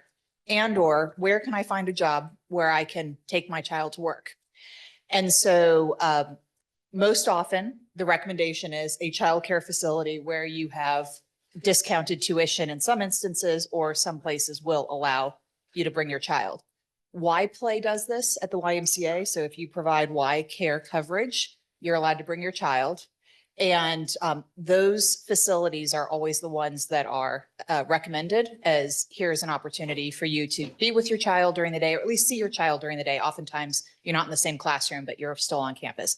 So there is a lot of demand for it, and it does open up opportunities for more people to enter the space, because the idea of paying someone and trying to go to work or finding spots is really challenging. Thank you. Any other questions or comments before we break into groups? All right. So if folks, again, hopefully you know the drill by now, but if you want to take a couple minutes to think about this individually, write some notes down on sticky notes, then have a group conversation where you can and should keep writing notes on sticky notes because we really appreciate those. And we will come back in a little bit and sort of report out. I appreciate that in the last session, one of the groups, when they sort of felt like they were ready to report out, checked in with me, and then I checked in with the other groups. So let's try and do that again. But we do want to give folks enough time to process this, especially knowing that you're eating. So we will look forward to reconvening shortly. And I think I heard that the folks online, do the folks online have anything to report, or are you guys just going to comment on what the other tables have to say?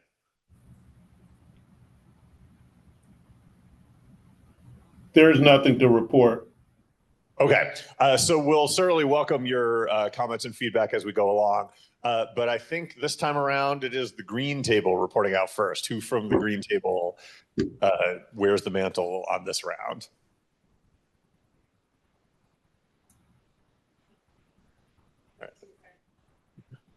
All right, marvelous, thank you. And Green Table, as always, had a very robust discussion because we are the best table over here. So we all agreed that this is a very lofty goal, and that the legislation was getting at an issue, as we had talked about, that I think is really important, which is making sure that you've got enough childcare providers in the system.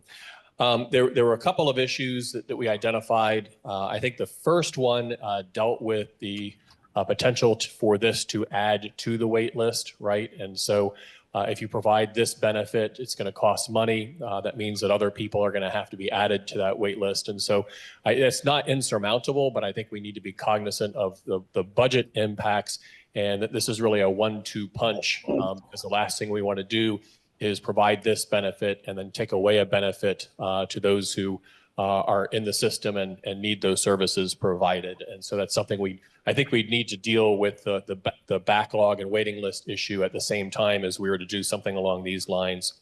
I think there was some internal issues that we would need to work out. So, per some of our earlier conversations, what does the blanket term at no cost mean? And so what does that mean to the system? How much you're going to pay with respect to the providers? There was some internal inconsistency with respect to saying that this is eligible for any dependent child who is eligible to be served through the child care subsidy program. And then at the same time saying that your income will not be considered in that factor. And so just the kind of the question about internally, what are the factors then that would be applied, for whether you're in or eligible or not. And then and this generated a good deal of conversation. Are there other more direct ways that we could get at the issue than through something like this? And I don't know that we conclusively decided there is or isn't, but two areas where we really highlighted and focused in on were something that would be income sensitive, right? And so this one has a very blanket statement that says your household income isn't going to be a factor. And so are we providing a benefit to somebody whose family is making a lot more money that's richer than somebody who is making $20,000 a year? And then the other one was really along the lines of this is focusing on a very narrow subset of potential providers. And again, if you had the opportunity to spend $1 and prioritize, are there ways to make sure that you're expanding or covering the larger framework of providers rather on this very, very narrow segment? So I think that covers pretty much what we talked about.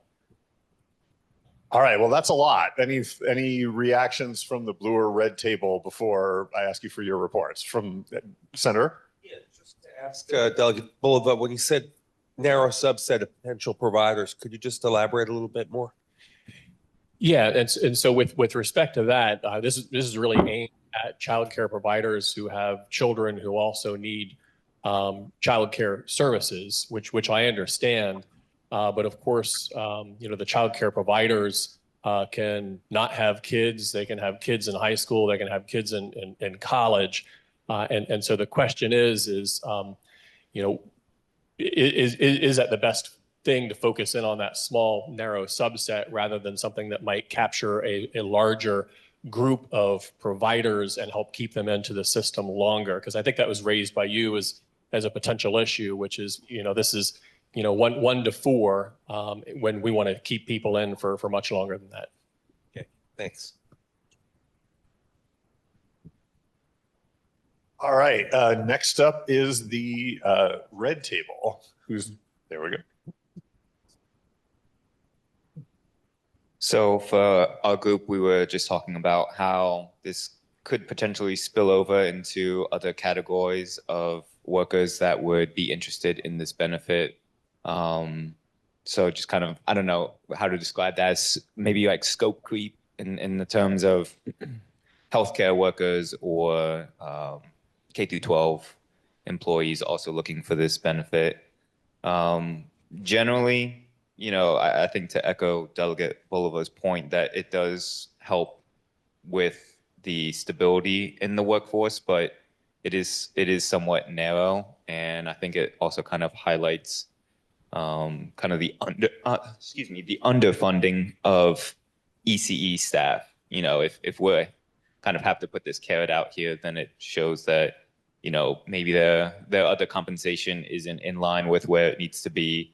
But the other fact is that this does kind of feed upon itself in that you're providing greater capacity, but you're taking away a little bit of the supply that's needed elsewhere. So those are kind of the thoughts that we had regarding that.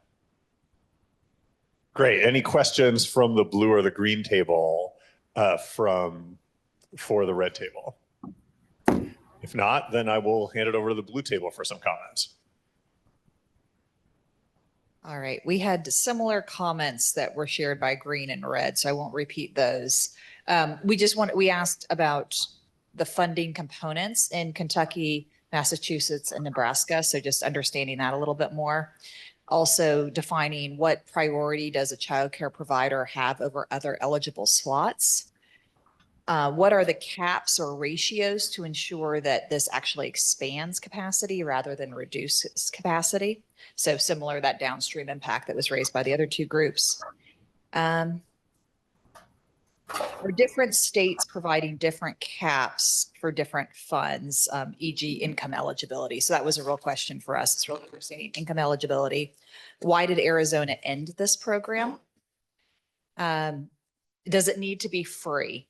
Or can it be a lift from the income cap? So the question is, I think, which goes to the Green Group's question around what's the definition of for no cost? And then this really goes back, the red team just adding, or the red group adding on to their comment is going back to one of our stated goals at the top of the hour, which was incentivizing full workforce participation. So, if you think about that, how does that play into this as well? And then just a question as we were talking about this, is there a way to tie in to the comment about this discussion about this is pretty narrow. Well, is there an opportunity for us to think about if birth to 6 feeds into K through 12. And if you think about that sort of virtuous cycle, is there an opportunity for us to think about K through 12 teachers and staff who are retiring from classroom, where they still get some maybe retirement credit in the early childhood education system, right? It's typically a different day, it's a different type of classroom, but would we be able to cycle in people that are leaving K through 12 and still give them retirement credits or healthcare benefits or something to encourage that expanded capacity in childcare as a part of this? Great. Any questions from the green, red table or online for the folks at the blue table? All right. Well, one of the things that the blue table said that I think that builds on comments we heard earlier that I think is really interesting to think about is that because this is a policy initiative that has actually been adopted in other states, right? The questions that people raised here give us a lot to think about, but that one of the other things to keep an eye on is, as an empirical matter, what is the experience of those other states, right? Is this policy having the intended impacts? Are there unexpected twists that could be accounted for, right? And to keep an eye on that, because if in other states it's having a really strong positive impact on some of the goals in those states that are analogous to similar goals in Virginia, that's really important to know. On the other hand, if it's not having those impacts, that's also important to know, right? So again, because the group isn't sort of making a thumbs up, thumbs down recommendation and is instead asking a lot of questions and raising some considerations, all of those are good things to be thinking about and things that dovetail with, again, what we might learn from the other states that have actually implemented these policies. So we are coming to our conclusion, but before I hand it back to Delegate Bulova to close us out, just wanted to thank everybody for their comments on both bills that we were considering today. Again, we aren't trying to wrap them up comparatively yet, but that the idea that people are wrestling with the cost implications, right? It is a world of limited resources. How do these initiatives fit into those resources? What are some of the external pressures facing the state that these policies would potentially address? Those are all good things to be wrestling with. And in fact, a lot of what we did today was, well, in the case of these bill recommendations, we actually have a deadline where we're supposed to report back. With the case of the first half of our meeting where we were learning about the cost modeling, again, that's all building toward the commission's knowledge base as it considers some of the issues that it's going to have to wrestle with down the road. And it does come down to balancing multiple priorities, right? I mean, that there are some strong values that you hear embedded in various proposed policies, all of which are real values, but all of which have many other values to consider as you move forward. And so it's been great to hear people wrestling with all of that today. And just to return to the point that I was making at the beginning, this is the important process work that's necessary for Virginia to maintain its leadership position, right? You have done a lot of important work in the legislature and in policy development that's going to have a positive impact on young children, but that work continues. And so everybody, again, thank you very much for taking the time today to be a part of that. And with that, I will turn it back to Delegate Bulova to close us out.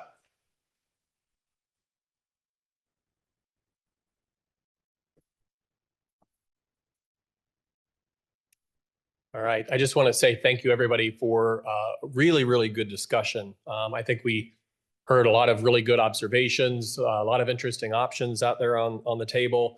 And I think a lot more complicated even than I thought coming into this, right? And so when Delegate Cherry told me earlier on that, well, this is easy because this is a federal mandate, not thinking through the fact that they're still getting their arms around what kind of requirements there may be and the flexibility that we may have with respect to tailoring that program for the unique needs of Virginia. So again, I want to thank everybody for the richness of the conversations and for the energy. I also want to really thank Simon for his presentation, and Elliot, thank you very, very much for a great job helping to facilitate the process. So the feedback that we received today, that will directly inform the agendas for our upcoming meetings and our next steps. For everybody's information, the next meeting will be here at Reynolds on September 11th. And that's where we will also have the report outs from the other two groups on those particular issues, the bills that were referred to us. At this point, we do have time for public comment. I don't know if we have anybody who would like to speak or have an additional opportunity to avail themselves, but seeing none, we will move on. So again, I just want to thank everybody for your time and the rich discussions and particularly your energy. That's the one thing that I've really learned to appreciate about the group that is interested in early childhood education is that they really are forward thinking. They're thinking about the next generation. And that's really wonderful to see that kind of progress in action. Do I have any commission member who has any additional thoughts or anything for the good of the order today? All right. If not, we are adjourned. Thank you, everybody.